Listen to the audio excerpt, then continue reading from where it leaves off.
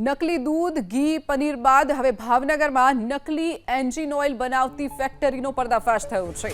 એલસીબીની ટીમે કુંભારવાડા વિસ્તારમાં loose ઓઇલમાંથી engine oil બનાવતી ફેક્ટરી ઝડપી પાડી છે। બ્રાન્ડેડ કંપનીના સ્ટીકર લગાવી નકલી એન્જિન ઓઇલનું વેચાણ કરતા 2 શખ્સો ઝડપાયા છે। પોલીસે સ્થળ પરથી લૂઝ ઓઇલ ભરેલા 2 બેરલ, પ્લાસ્ટિકની બોટલો, સ્ટીકર સહિત 1,68,000થી પણ વધુનો મુદ્દામાલ જપ્ત કર્યો છે।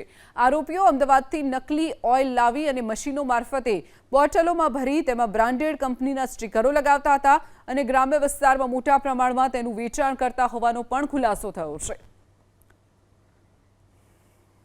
નકલી દૂધ, ઘી, પનીર બાદ હવે ભાવનગરમાં નકલી એન્જિન ઓઇલ બનાવતી ફેક્ટરીનો પર્દાફાશ થયો છે।